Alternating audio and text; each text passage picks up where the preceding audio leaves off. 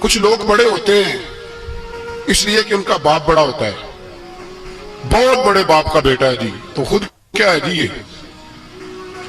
امام حسین بہت ہی بڑے باپ کے بیٹے تھے، بہت ہی بڑے باپ کے، بہت ہی بڑے باپ، مولا علی شیر خدا رضی اللہ تعالی، واقعی حضرت علی جیسا شیر کوئی نہیں ہے، ہی کوئی نہیں، آئے گا ہی کوئی نہیں، ہو ہی نہیں سکتا، سوال ہی نہیں پیدا ہو۔ علی بہرحال علی ہے، علی بہرحال ہے، کوئی جوڑ نہیں حضرت علی کا، کوئی ساتھ نہیں۔ میرے رسول پاک نے فرمایا یہاں بھی میرا بھائی ہے، وہاں بھی میرا بھائی ہے، حضرت علی کا کوئی مقابلہ کر سکتا؟ اتنے بڑے باپ کا بیٹا۔ حضرت امام حسین خود بھی بہت ہی بڑے تھے، امام حسین خود بھی اللہ جانتا ہے بہت بڑے تھے۔ کہتے ہیں گدی پہ بیٹھ گیا اسے کوئی ضرورت نہیں، لیکن امام حسین نے ایسے نہیں کیا۔ امام زین العابدین فرماتے ہیں میرے ابا جی امام حسین فرض نمازوں کے علاوہ ایک دن میں 100 نفل ادا کیا کرتے تھے، اور ایک روایت میں فرماتے ہیں 1000 نفل پڑھا کرتے تھے۔ کتنے؟ چلو تسی 50 پڑھ لے، بتاؤ تو صحیح نا کتنے؟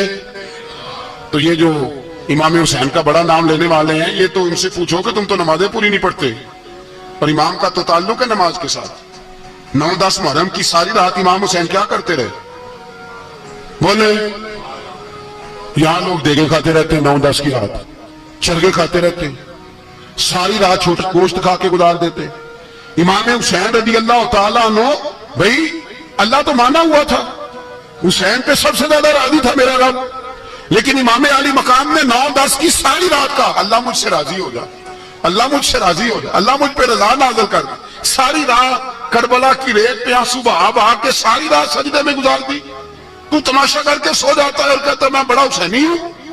امام علی مقام بہت بڑے تھے، عبادت گزار تھے، ریاضت بڑی کرتے تھے۔ امام حسین کے گھر کا کعبہ تھا، اپنا تھا، جو شے قریب ہوتی ہے اس کی قدر نہیں ہوتی۔ سعودی عرب میں بہت سارے لوگ ابھی بھی رہتے ہیں جنہوں نے حج نہیں کیا، کہتے ادھر یہ چلے جائیں۔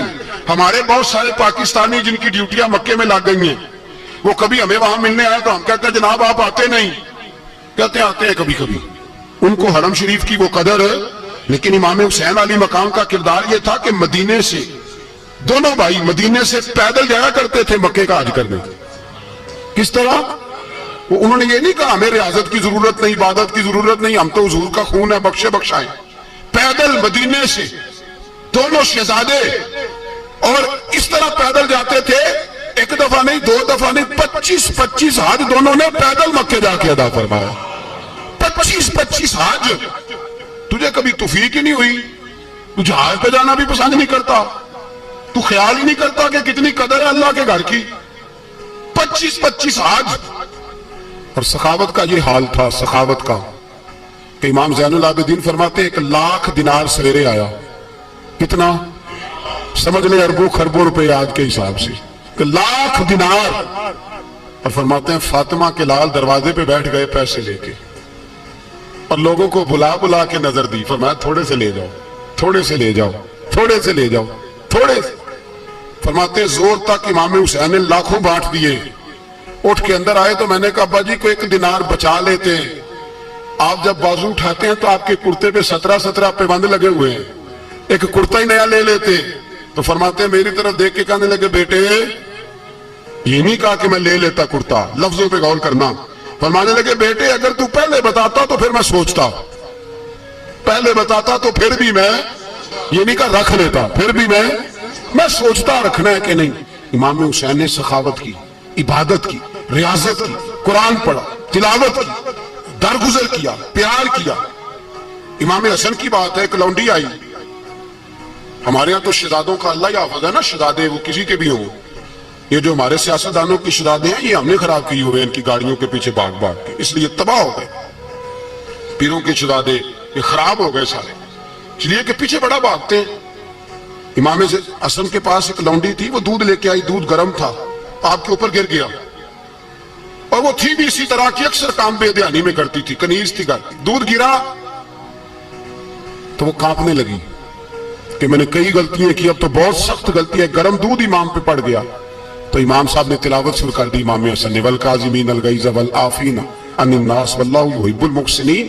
فرمایا جو غصہ پی جائے اور لوگوں کو معافی دے ان سے تو اللہ محبت فرماتا ہے۔ ان سے تو اللہ پیار کرتا ہے. امام صاحب نے اس لونڈی کو فرمایا جا تو اللہ کی رضا کے لیے آزاد ہے, جا تو آزاد ہے, اب تو لونڈی نہیں. اتنا بڑا اخلاق تھا کہ جو دیکھے نا, میرے استاد گرامی ایک دفعہ میرے گھر آئے, حضرت محدث سے باولپور سے 3000 کتاب کے مصنف, بہت بڑے عالم. میرا چھوٹا بھائی بوتل پلانے لگا تو بوتل دی تو کپڑوں پہ ڈال دی, استاد صاحب کا سارا جبہ بھر گیا. کہنے لگے جزاک اللہ, بارک اللہ, اللہ مزید فزید, اللہ علم دے, فضل دے. تو میں نے کان میں کہا, میں کہ استاد جی انہیں دعاواں دینیاں سنتے, میں آپ روڈ چھڑتا. اس نے کیوں یہ کیا ہے, وہ اتنی دعائیں دینی تھی تو میں ڈال دیتا آپ کے کپڑوں پہ پانی شربت, آپ نے اتنی دعائیں دے دی.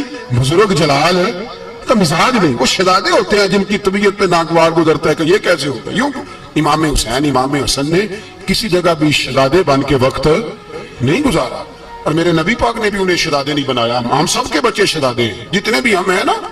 میرا بچہ جی منہ سے بات نکالتا ہے تو میں پوری کر دیتا ہوں, پھر بھی نافرمان ہے. میں نے کہا اسی لیے نافرمان ہے. اگر آدھی پوری کرتے اور آدھی نہ کرتے تو اسے پتا ہوتا کہ کہیں صبر بھی کرنا ہے. ہمارا بچہ روٹی نہ پکے تو گھر میں ٹی وی بھی توڑ دیتا ہے. اس کی اماں کھانا ٹائم پہ نہ پکائے تو برتن توڑتا ہے. کیوں؟ ہم نے اس کی عادتیں خراب کی. لیکن میرے رسول پاک صلی اللہ علیہ وسلم نے جھولی اٹھا کے دعا مانگی, اے اللہ, گویا حضور کہہ رہے تھے انہوں نے کل کو کربلا میں بھی جانا ہے. فرمایا یا اللہ انہیں 3 وقت روٹی نہ دینا, 1 وقت روٹی دینا. 3 وقت نہیں, 1 وقت کی روٹی دے, 1 وقت کا کھانا دے. اور نبی پاک نے ٹریننگ گھر کے اندر کرائی تھی. اندر حضرت فاطمہ نے ٹریننگ کرائی تھی. لوگ کہتے ہیں 3 دن امام حسین پیاسے رہے, بھوکے رہے. تو میں نے کہا ٹریننگ کی ان کی اماں کی. توجہ ہے میری بات پر؟ ہمارا بچہ تو 1 گھنٹہ برگر نہ ملے تو برتن توڑے. ان کی اماں کی ٹریننگ تھی, صبر حوصلہ سکھایا تھا. امام حسن حسین بیمار ہو گئے تو حضرت فاطمہ نے منت مانگی, یا اللہ میرے بچوں کو شفا دے, میں 3 روزے رکھوں گی. کون سی منت مانی؟ بولیے. ہم صرف دیکھ کی منت ہی مانتے, میں دیکھ پکاواں گا. ایک آدمی مجھے کہنے لگا میں نے منت مانی تھی کہ میں بکرا دوں گا اللہ کے رستے میں, اگر میرا کام ہو جائے. تو کام ہو گیا, بکرے کے پیسے کوئی نہیں. تو میں کہا تیرے پہلا نہیں تھی پتا, میرے کو کوئی نہیں. کہتا اب کیا کروں؟ میں کہا اب تو دینی پڑے گی, اور اس میں بھی تحقیق باقی ہے. لیکن بات یہ ہے بھائی کہ منت یہ کیوں نہیں مانی کہ یا اللہ میرا کام ہو جائے, میں 100 نفل پڑھوں گا. جو بھی منت مانگتا ہے وہ دیکھ کی مان لیتا ہے.